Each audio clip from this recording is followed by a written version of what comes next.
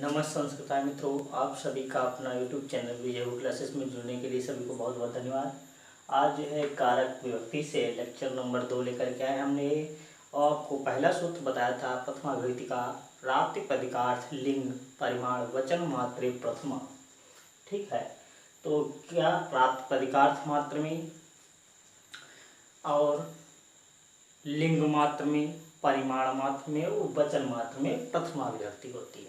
तो आज बताएंगे आपको संबोधने च। ठीक है, दूसरा है सूत्र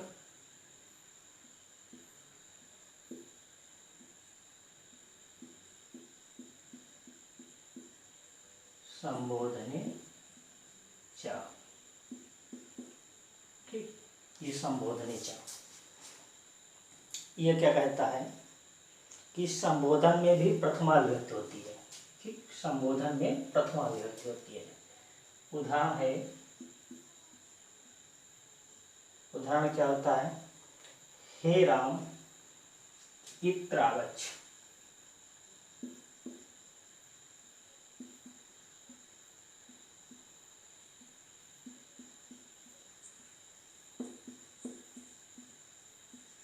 इत्र आगच्छ। ठीक है, तो इसका क्या होता है? हे राम यहाँ, हे राम यहाँ आओ।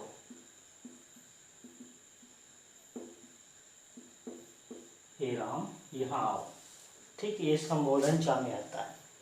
ये भी प्रथमा विभक्ति के अंतर्गत आता है। ये संबोधन का चिन्ह लगा हुआ है, तो ये हे राम इत्र आगच्छ, हे राम यहाँ आओ। क्या कह रहा है? हे राम यहाँ आओ। तो ये प्रथमा विभक्ति का संबोधनी चा में ये हो गया। अगला सूत्र है उक्ते कर्तरी प्रथमा।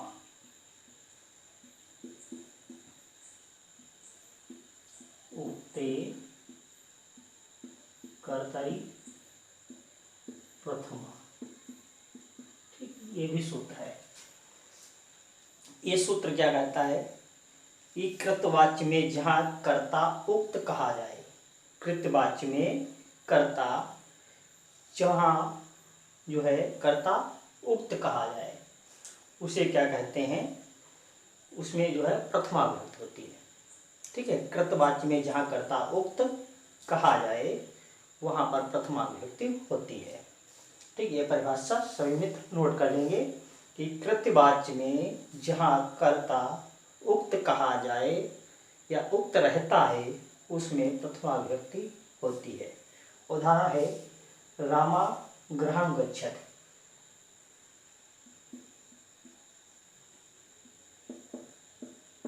रामा गृहं गच्छति। ठीक है, ये उदाहरण इसका होगा उक्ते कर्तरी प्रथमा। परिभाषा भी हमने बता दी है। और यहाँ राम जो है कृतवाच्य का कर्ता है। राम ये क्या है?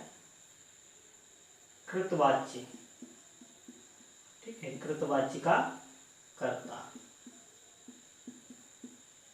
ये राम, ये कृतवाच्य का कर्ता हो गया जो कि उक्त है, अतः राम में प्रथमा विभक्ति लगाई गई है। ठीक है, अगला है सूत्र आपका द्वितीय विभक्ति। ठीक है, द्वितीय विभक्ति कारक कौन सा होगा? कर्म कारक। द्वितीय विभक्ति कर्म कारक, ये सूत्र है। द्वितीय विभक्ति के बारे में बताएंगे। इसका सूत्र क्या है? सूत्र है कर्तु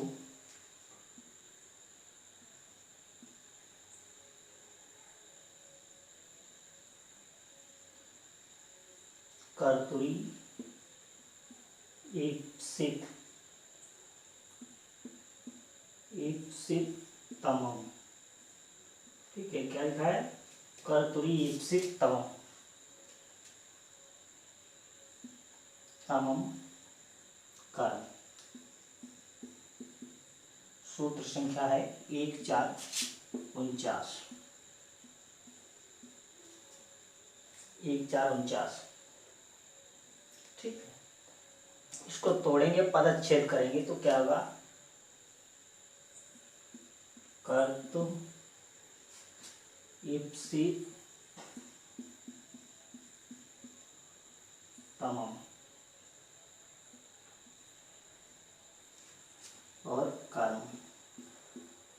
ठीक है, तो ये हमारा कर्तु जो है ये षष्ठी एकवचन का है और ये प्रथमा एकवचन का है। ठीक है, ये भी प्रथमा एकवचन का है। ये पदच्छेद हो गया, इसमें 3 पद हैं, कर्तु ईप्सित तमम कर्म, ये 3 पद हैं, कर्तु ईप्सित तमम कर्म, 3 पद हो गए। इसमें सूत्र को तोड़ दिया, पदच्छेद कर दिया।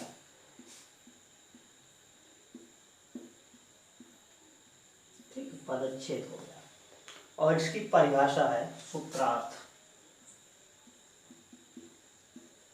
सूत्रार्थ क्या कह रहा है, कर्ता अपनी क्रिया के द्वारा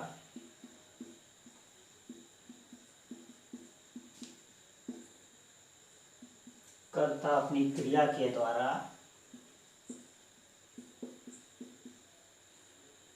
जिसे जिसे विशेष रूप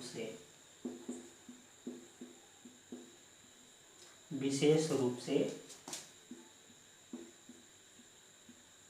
प्राप्त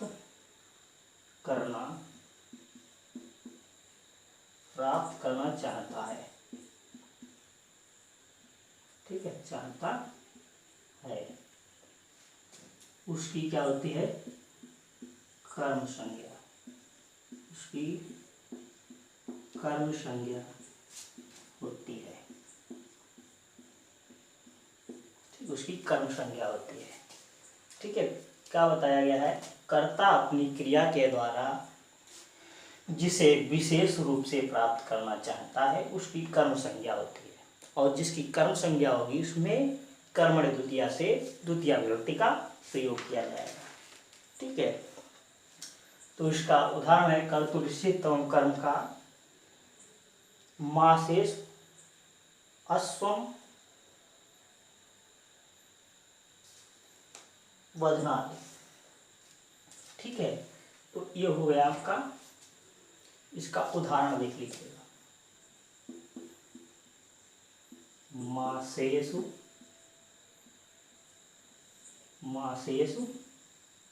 अश्वम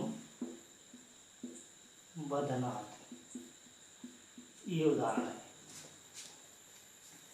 ठीक, और अगला है उदाहरण पैसा ओदनम भुक्ते।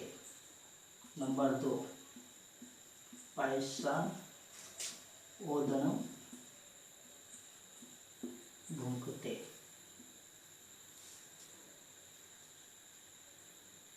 ठीक है, क्या होगा, भुक्ते। ये उदाहरण हो गया आपका पैसा ओदनम भुक्ते। ये 2 उदाहरण। एक और उदाहरण है ब्राह्मणस्य पुत्रम पंथानम पृच्छति। ब्राह्मणस्य पुत्रम पंथानम पृच्छति। ये उदाहरण आपके कर्तुतम कर्म के हो गए। ठीक है, और इसमें विभक्ति बताना है, ये कर्म कारक का है, ये सूत्र जो है ये कारक का बताने वाला है। कर्तुतम कर्म, ये कर्म कारक होता है। द्वितीय विभक्ति का सूत्र क्या होता है। ठीक है, तो इसको हटाते हैं, सभी नोट कर लिए, नोट्स बनाते हैं।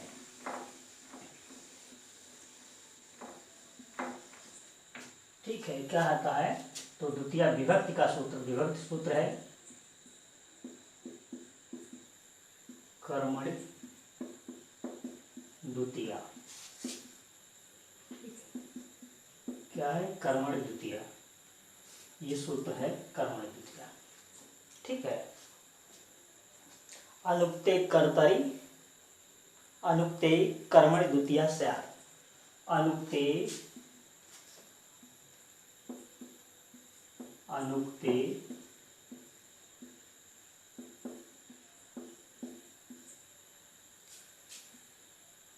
कर्मणि द्वितीया स्यात्। अनुक्त कर्म में द्वितीया विभक्ति होती है। लिखा है अनुक्त कर्मणि द्वितीया स्यात्, तो अनुक्त कर्म में द्वितीया विभक्ति होती है।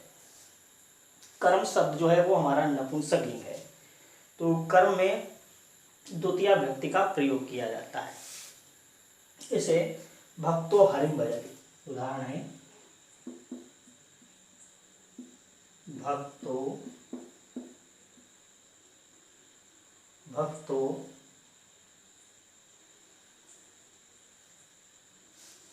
हरिम भजति। ठीक है, भक्तो हरिम भजति। अगला है ब्रह्मचारी वेदम अधीते। ब्रह्मचारी वेदम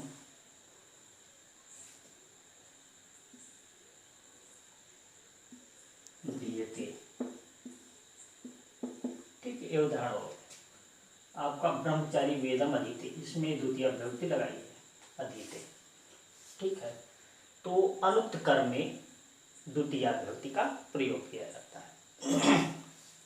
ठीक, तो ये आपका पूरा हो गया।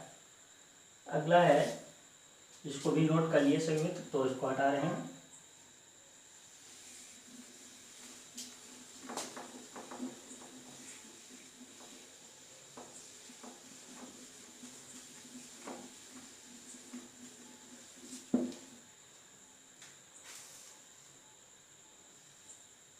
ठीक, अगला है तथा युक्तम चानी सिद्धम। अगला सूत्र है तथा युक्तम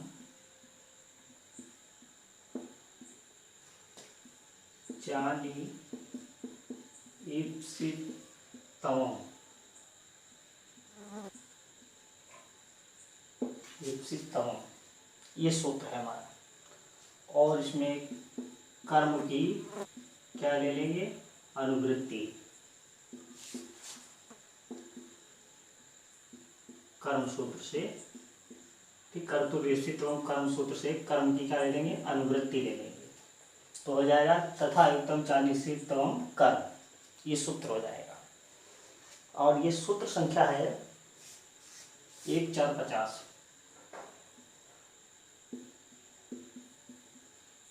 1450। ठीक, इसकी परिभाषा क्या होती है, कर्ता द्वारा अनिश्चित होते हुए, परिभाषा सभी मित्र नोट कर लेंगे, हम बोलते हैं क्या होगा, कर्ता द्वारा अनिश्चित होते हुए न चाहते हुए भी ईप्सितम या ईप्सित की ही तरह क्रिया से सटे रहे। ठीक है, उसमें क्या होती है, उसकी जो है उसकी भी कर्म संज्ञा होती है। कर्ता द्वारा अनिश्चित होते हुए, अर्थात मतलब अनिश्चित का मतलब न चाहते हुए भी जो है ईप्सित की तरह सटे रहे, किससे, क्रिया से। ठीक है, क्रिया से सटे रहे, उसकी क्या होती है, कर्म संज्ञा होती है। जैसे उदाहरण है ओदनम ओदनम भुंजानो।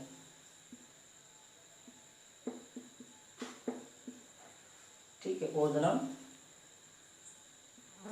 भुंजानो विषम भुंक्ते। विषम भुंक्ते, ये उदाहरण है। उदाहरण क्या है, ओदनम भुंजानो विषम भुंक्ते। तो इस वाक्य में जो है विष क्या है, अत्यंत अनिश्चित है, परंतु ओदनम की तरह या भी उस क्रिया से सटा हुआ है। ओदनम की तरह जो है विष भी क्रिया में जो है क्या हुआ है, सटा हुआ है।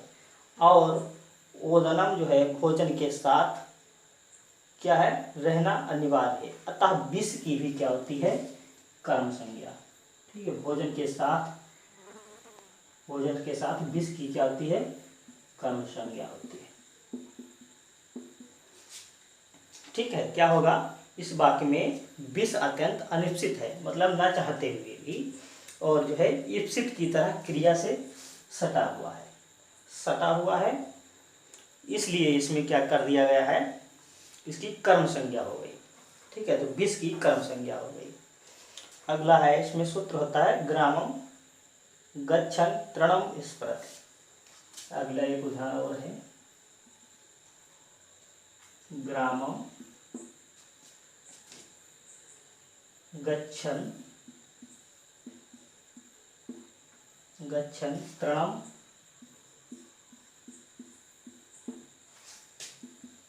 स्पृहति, स्पृश्यति।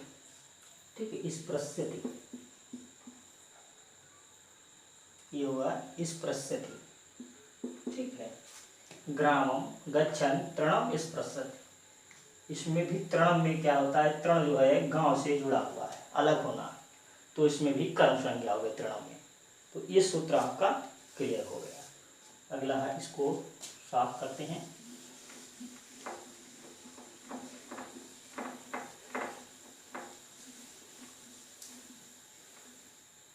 ठीक, अगला सूत्र है आपका अकथितम च।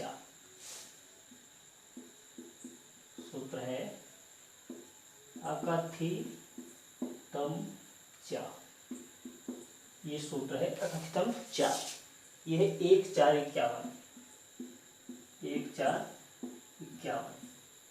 ये क्या कह रहा है, ठीक है।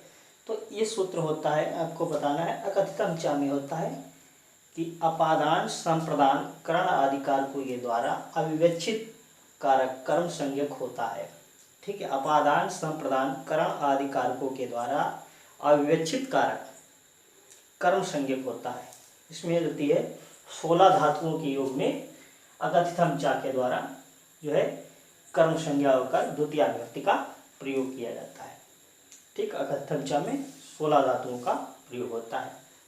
इसमें जो है दुहि आदि 12 एवं नि आदि 4 कुल 16 धातुओं के कर्ता में जिसका संबंध होता है वह क्या होता है, अकथित कहा जाता है।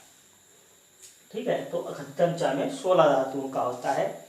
जैसे अगला सूत्र ही है, दुहि यच पच दंड रुद्ध प्रक्षिचि ब्रूषास जी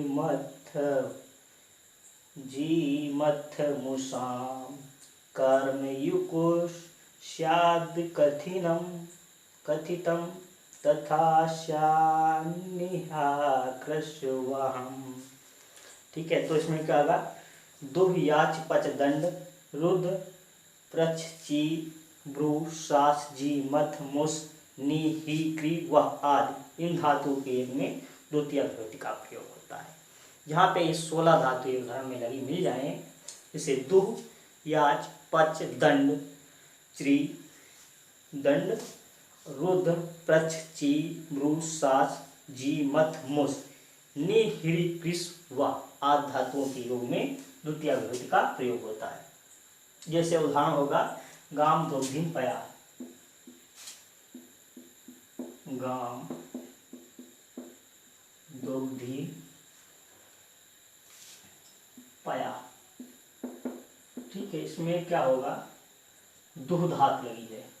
ठीक है, दुग्धि में दुह धातु के योग में गांव में द्वितीय विभक्ति, तो गांव में द्वितीय विभक्ति। अगला ऐसे बलिम याचते वसुधाम, बलिम याचते वसुधाम, तो याच धातु के योग में द्वितीय विभक्ति का प्रयोग किया गया है। ठीक है, माता तांडुलम तांडुलान ओदनम पचति, माता तांडुलान ओदनम पचति। माता क्या करती है, चावल से भात पकाती है। तो पचत जो है पच धातु के योग में जो भी क्रिया लगेगी उसमें क्या होगा, उसमें कर्ता में मतलब कर्म में जो है प्रथम और द्वितीय विभक्ति का प्रयोग होगा। तो ये हो गया आपका अकथितम च। ठीक है, अगला है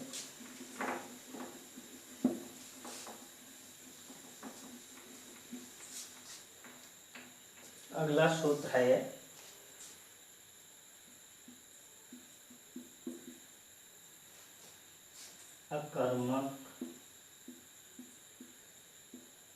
अकर्मक धातु वीर योगी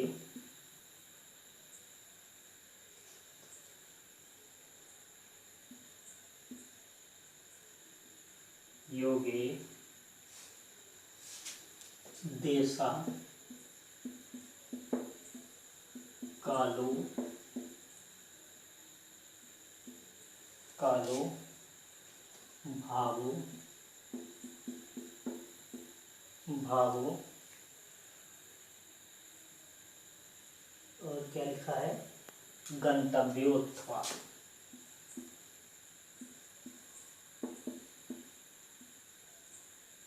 गंतव्योत्थवा च कर्म संज्ञक इति वाच्यम। कर्म संज्ञक इति वाच्यम। ठीक है, ये हो गया सूत्र हमारा। ये वार्तिक है। क्या है? वार्तिक।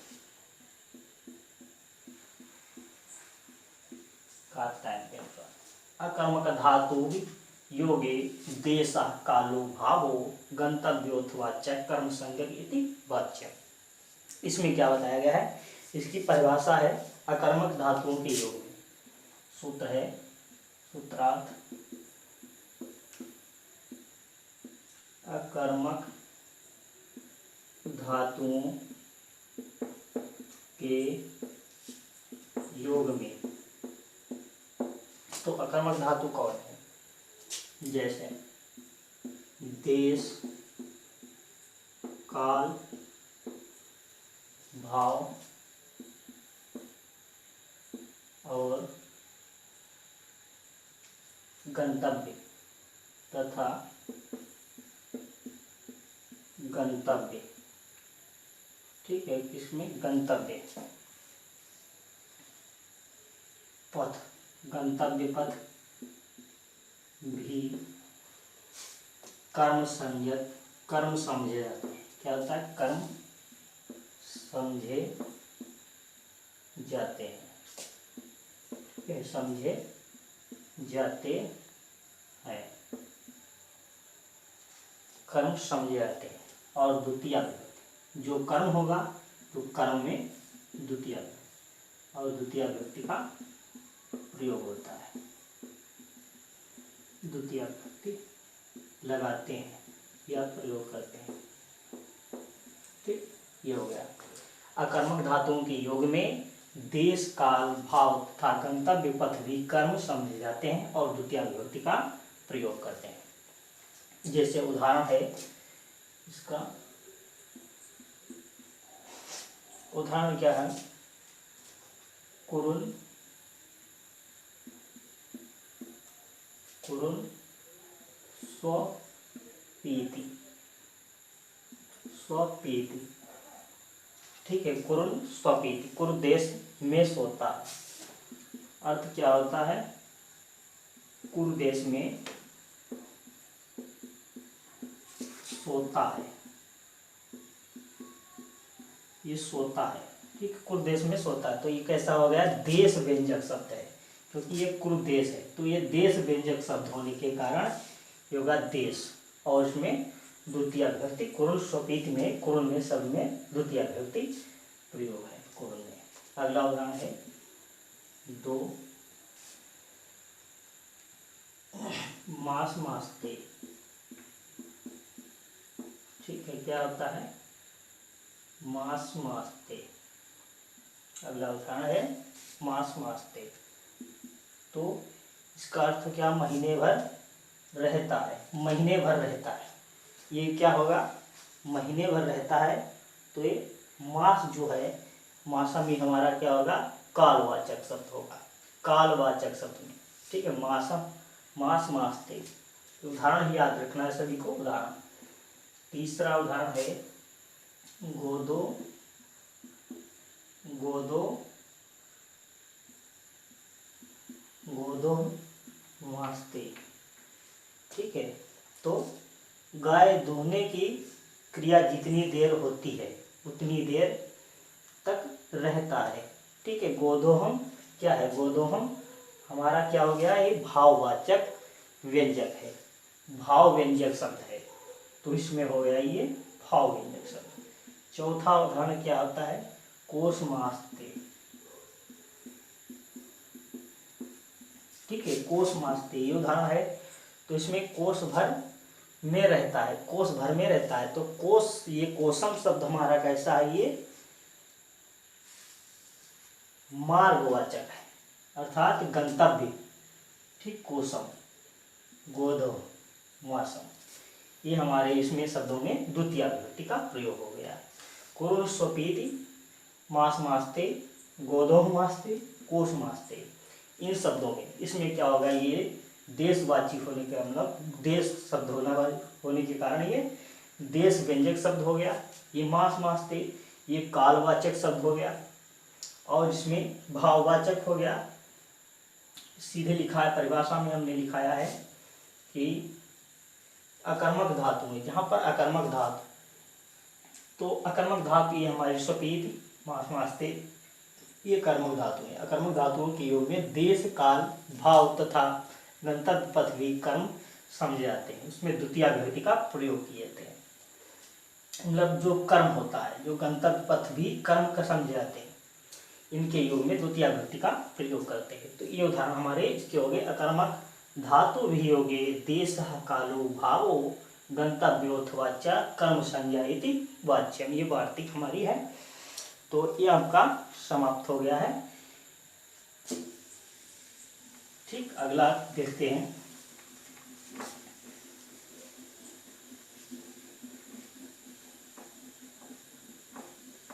तो सभी मित्र जो है अच्छे से नोट करते रहेंगे और समझते रहें। वीडियो को अच्छे से जो है देख करके नोट्स बनाएं, और अधिक से अधिक मित्रों को शेयर भी करते रहें, साथ में जोड़ने का प्रयास करें। ठीक है, अगला है आधिसिंग स्थास्याम कर्म। अगला सूत्र है आदि सिंह स्थास्याम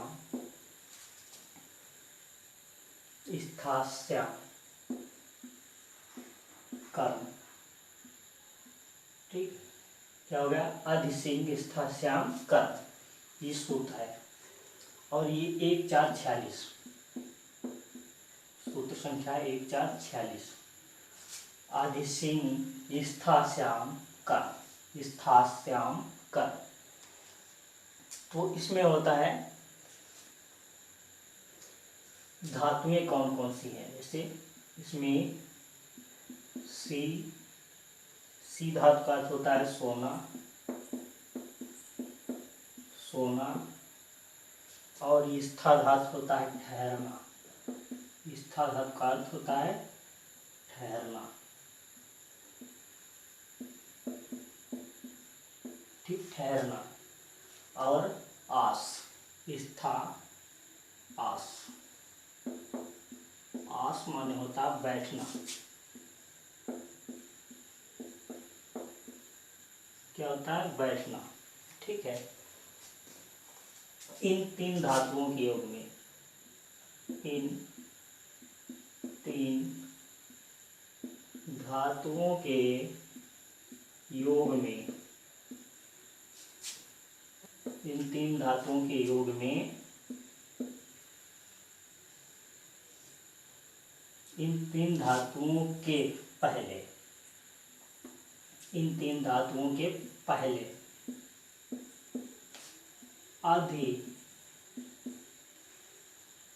आधि उपसर्ग, आधि उपसर्ग जुड़ा हो, तो इनके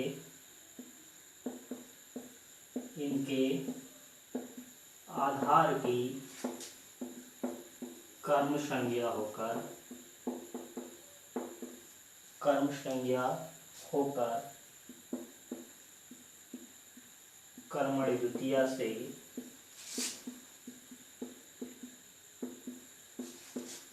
द्वितीय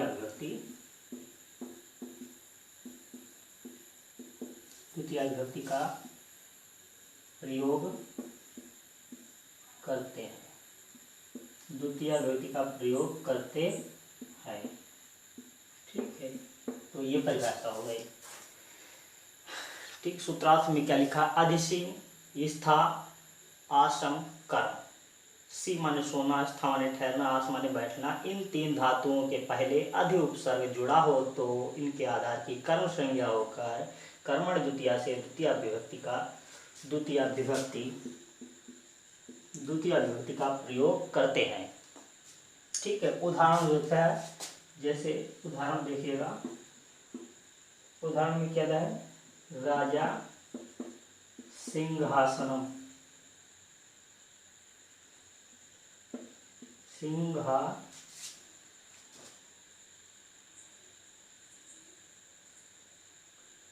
ठीक है,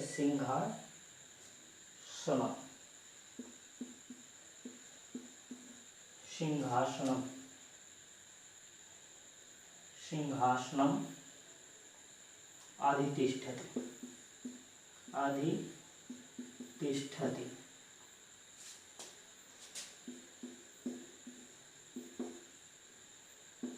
राजा सिंहासनम अधितिष्ठति। राजा सिंहासन पर क्या करता है, बैठता है।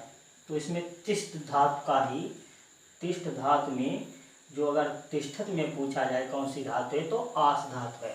ठीक है, तो सभी मित्र ये बताना, तिष्ठत में धातु पूछे तो आस धातु होती है और आदि होगा, ये आदि लिख गया, अधितिष्ठति। तो राजा किस पर जो है बैठता है, तो सिंहासन पर। तो सिंहासनम में द्वितीय विभक्ति, ये सिंहासन हो गया हमारा कर्म संज्ञा। ठीक है, अगला आता है उदाहरण, हरि वैकुंठम,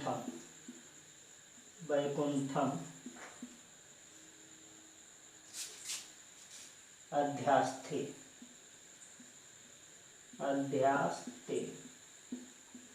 ठीक, उदाहरण हो गया, हरि वैकुंठम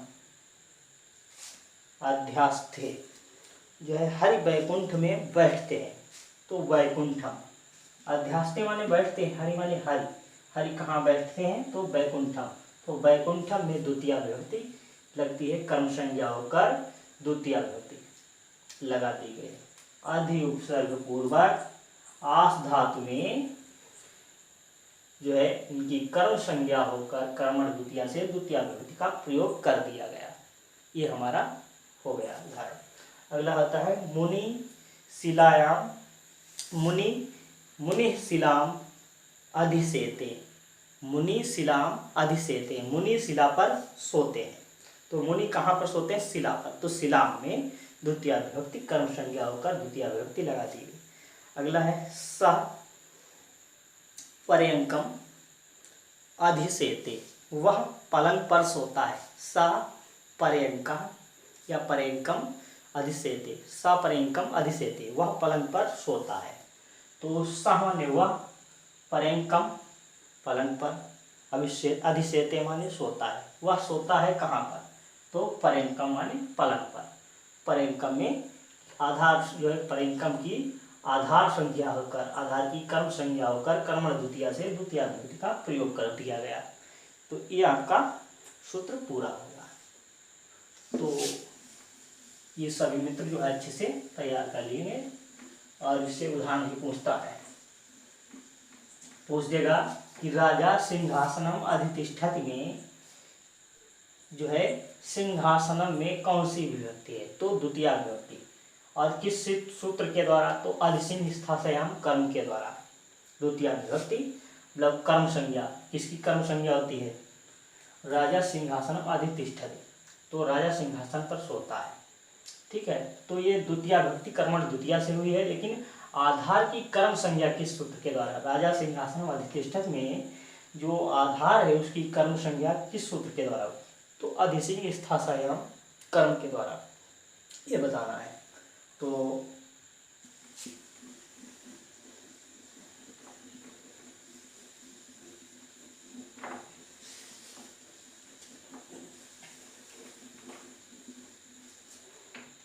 ठीक है, अगला सूत्र है अभिनिविष्ट, सूत्र है अभिनिविष्ट,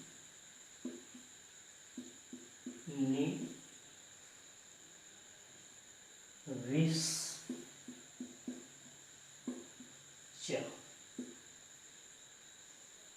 सूत्र है अभिनिविश्च। ये है हमारा 1447 सूत्र संख्या। ठीक, परिभाषा क्या होता है? परिभाषा अभि तथा नि, अभि तथा नि उपसर्ग जब विस धातु के पहले, जब विस धातु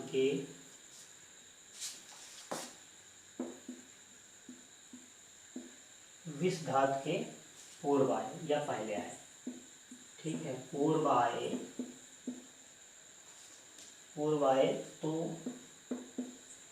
आधार की कर्म संज्ञा होकर कर्मणि द्वितीया से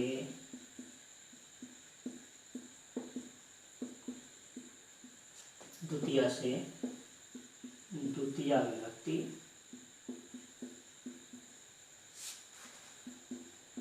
विभक्ति का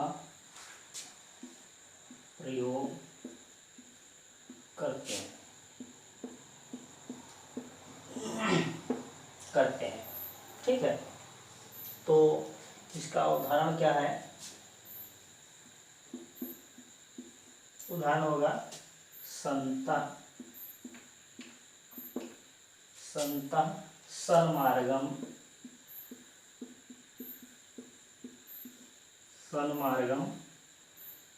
अभिनिविशते।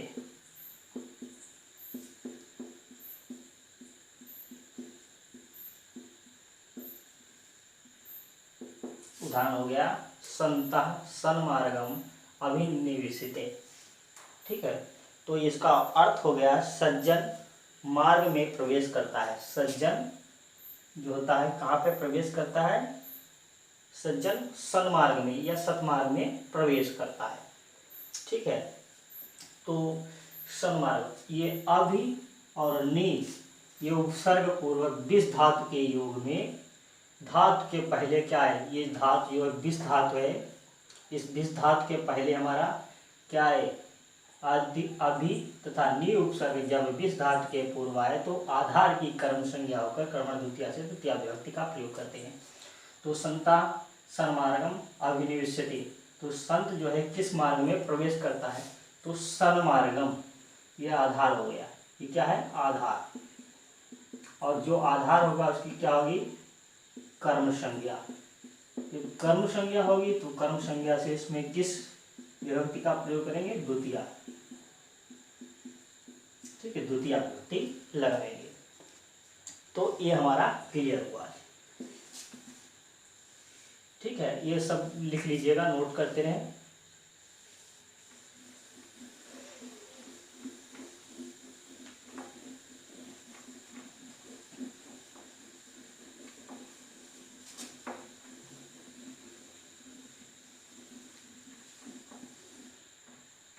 तो आज का बस वीडियो यहीं तक। सभी को मेरे साथ बने रहने के लिए बहुत बहुत धन्यवाद। नमः संस्कृताय। कल फिर मिलते हैं अगले लेक्चर के साथ। आपका अगला सूत्र उपांग बंध्यांग वसा सूत्र के साथ मिलेंगे। ये द्वितीय विभक्ति का ही है। तो आपको हम बहुत बहुत धन्यवाद। नमः संस्कृताय। शुभ रात्रि।